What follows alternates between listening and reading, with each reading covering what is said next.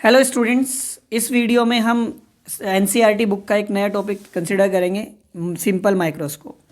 So simple microscope is a convex lens जिसकी एक condition, image बनाने वाली कंडीशन, जिसमें हम फोकल लेंथ और ऑप्टिकल सेंटर के बीच में ऑब्जेक्ट को रखते हैं, उसी को हम सिंपल माइक्रोस्कोप या फिर मैग्नीफाइंग ग्लास कहते हैं। माइक्रोस्कोप होता क्या है? देखिए, माइक्रोस्कोप एक ऐसा डिवाइस है जो स्मॉल ऑब्जेक्ट्स की, बहुत ही स्मॉल ऑब्जेक्ट्स की मैग्नीफाई करके हमें इमेज गिवन करता है ताकि हम उसका डिटेलिंग पता लगा पाएँ। उसी को हम कहते हैं माइक्रोस्कोप। तो सिंपल माइक्रोस्कोप में दो केसेस होंगे।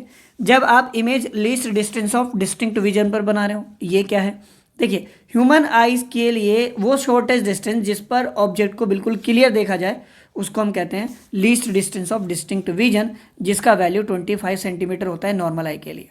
तो जिसमें पहला केस है उसको हम देखिए रे डायग्राम उसका कैसा बनाएंगे। सबसे पहले हम यहाँ पर कॉन्वेक्स लेंस बनाएंगे। ये इसका हम यहाँ पे बनाते हैं प्रिंसिपल एक्सिस, इसका ऑप्टिकल सेंटर। सो इसका मेन फोकस इधर होगा एफ, और इधर क्या होगा? सेकंड फोकस होगा F dash. Okay, so object को कहाँ रखना है? अपने को ऑब्जेक्ट को रखना है फोकस और ऑप्टिकल सेंटर के बीच में। ये हमने फोकस रख दिया, ऑब्जेक्ट रख दिया ए बी। इसका हम रे डायग्राम कैसे बनाते हैं? ए से एक लाइट रे हम parallel to the principal axis लेके जाते हैं, जो कि फोकस से पास आउट हो जाती है, यानी कि ये फोकस पर कन्वर्ज करा देता है इसको। दूसरी लाइट रे आप क्या करते हो? ऑप्टिकल सेंटर से लेके जाते हैं कुछ इस तरीके से।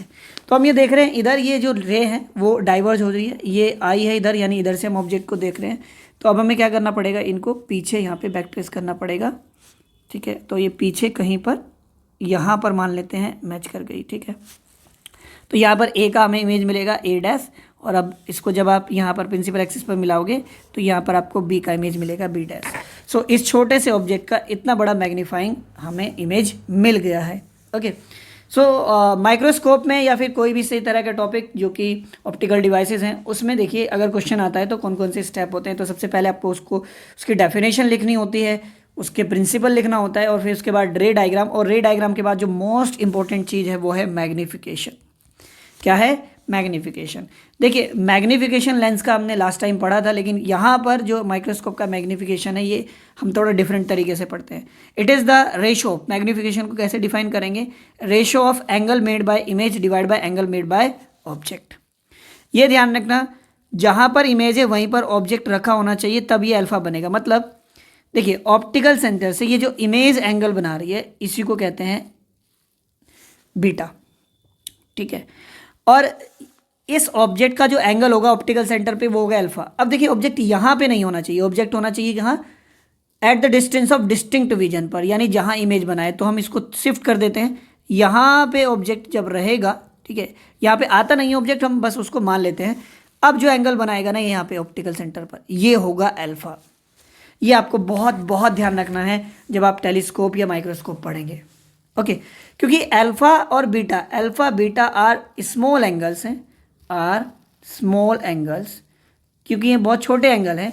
तो आप अल्फा की जगह रख सकते हो tan अल्फा, और बीटा की जगह रख सकते हो tan बीटा। ये हमने बहुत काम किया है इस पूरे चैप्टर में। तो यहाँ पे tan बीटा हो जाएगा divide by tan alpha. Okay, so tan beta की अगर हम बात करें तो tan बीटा के लिए हम ये ए बी ओ ट्राइंगल लगाएंगे, और इसमें tan क्या होता है? Perpendicular upon base. परपेंडिकुलर क्या होगा? ए बी, बेस क्या होगा? B O. ठीक है, और डिवाइड बाय tan अल्फा। देखिए, tan अल्फा के लिए ये वाला ट्राइंगल लगाएंगे, A double dash B dash O, A double dash B dash O. ठीक है, तो इसमें परपेंडिकुलर हुआ A double dash B dash, A double dash B dash, divide by base होगा B dash O, B dash ओ।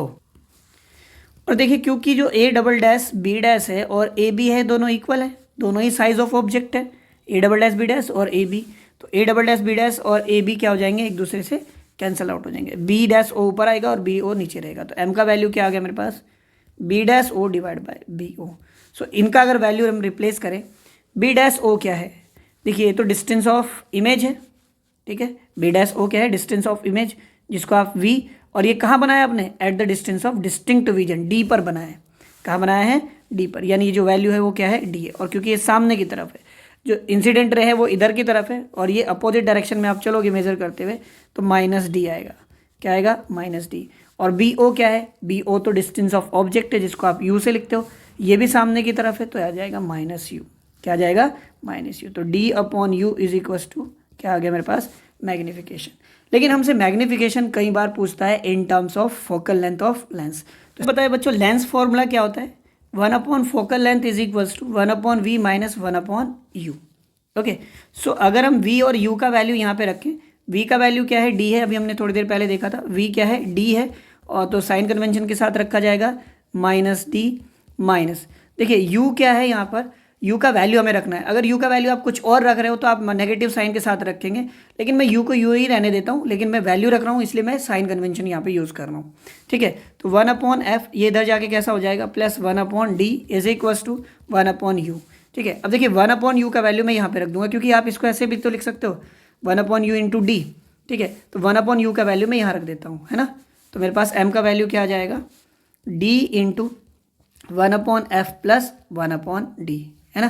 तो यहाँ से अगर आप अंदर d का मल्टीप्लाई करो तो ये हो जाएगा d/f प्लस d/t, जो कि आ जाएगा 1। तो मेरे पास मैग्नीफिकेशन का वैल्यू क्या आ जाएगा, 1 प्लस d/f। तो ये रहेगा मैग्नीफिकेशन ऑफ सिंपल माइक्रोस्कोप, जबकि आप इमेज बना रहे हो डिस्टिंक्ट विजन पर, और यहाँ पर इन टर्म्स ऑफ फोकल लेंथ हमारे पास फॉर्मूला आ गया। दूसरा केस क्या होगा, जब आप इमेज बना रहे हो कहाँ पर, इन्फिनिटी पर। कहाँ बना रहे हो, इन्फिनिटी पर। तो उसके लिए देखिए क्या करेंगे, फिर से मैं डायग्राम बनाता हूँ यहाँ पे, रे डायग्राम कुछ इस तरीके से बनाएंगे। ये इसका यहाँ पे फर्स्ट फोकस और ये इसका यहाँ पे सेकंड फोकस। ठीक है, अब देखिए अगर आपको इमेज इन्फिनिटी पर बनानी है तो आपको ऑब्जेक्ट कहाँ रखना होगा, फोकस पर, आपको पता है। ठीक है, तो एक लाइट रे आप क्या करोगे, parallel to the principal axis लेके जाओगे, है ना, जो कि यहाँ से फोकस से पास आउट कर जाएगी कुछ ऐसे। दूसरी लाइट रे आप ऑप्टिकल सेंटर से लेके जाते हो कुछ इस तरीके से। आप अगर इधर से देखने की कोशिश कर रहे हो ऑब्जेक्ट को, तो आप देखिए दोनों रे पैरेलल हो गई। अगर आप इनको पीछे भी बढ़ाओगे तभी भी ये क्या होगी, पैरेलल होगी। तो जो इमेज बनेगा वो कहाँ बनेगा, इन्फिनिटी पे बनेगा। ठीक है, सो m का वैल्यू अगर हम यहाँ पे निकालना चाहें, फिर वही फॉर्मूला होगा बीटा अपॉन अल्फा। ठीक है, और बीटा अपॉन अल्फा का अगर हम बात करें तो बीटा की जगह क्या लिख सकते हैं, tan बीटा। मैंने अभी बताया एंगल वेरी स्मॉल है, और यहाँ पर होगा tan अल्फा। मैं यहाँ पर कुछ इस तरीके से बना लेता हूँ, और हम ऑब्जेक्ट को मानते हैं कि ये बना रखा हुआ है डिस्टिंक्ट विजन पर। ठीक है, क्योंकि तभी तो हम देख पाएंगे ना किसको, इमेज को। तो ये अल्फ़ा है। तो अगर हम tan बीटा की बात करें तो tan बीटा होगा AB डिवाइड बाय B, यहाँ पे BO। ठीक है, ये O हो जाएगा BO, है ना, डिवाइड बाय, अगर मैं इसकी बात करूँ यहाँ पे तो ये हो जाएगा A'(B) डिवाइड बाय BO की जगह मैं D लिख दूंगा। ठीक है, B, ये B' ही लिख लेते हैं BO। तो यहाँ से देखिए A'(B) से कैंसिल हुआ AB, क्योंकि दोनों सेम साइज़ के हैं। D ऊपर जाएगा डिवाइड बाय BO, है ना। तो m का वैल्यू क्या आ जाएगा मेरे पास, d अपॉन BO। BO क्या है, डिस्टेंस ऑफ ऑब्जेक्ट है, तो क्या आ जाएगा, d अपॉन U। बट क्योंकि जो ऑब्जेक्ट है वो फोकस पर ही रखा है, तो क्या हो जाएगा यहाँ पर U की जगह क्या आ जाएगा, F आ जाएगा, d अपॉन F। तो ये हमारे पास डिफरेंस है बिटवीन, अगर हम क्या करें इन्फिनिटी पर बनाएं तो मैग्नीफिकेशन d/f आता है, और अगर डिस्टिंक्ट विजन पर बनाए तो 1 प्लस d अपॉन f आता है। तो मुझे दिख रहा है यहाँ पर देखिए डिस्टिंक्ट विजन पर मैग्नीफिकेशन ज़्यादा है, किससे, इन्फिनिटी से। लेकिन फिर भी हम क्या करते हैं, यहाँ पर इन्फिनिटी पर ही बनाते करके देखते हैं ऑब्जेक्ट, क्योंकि इस टाइम हमारी जो आइज़ हैं वो रिलैक्स कंडीशन में होती हैं, और हम ज़्यादा देर तक ऑब्जेक्ट को या इमेज को देख सकते हैं। ठीक है, चलिए मिलेंगे नेक्स्ट वीडियो।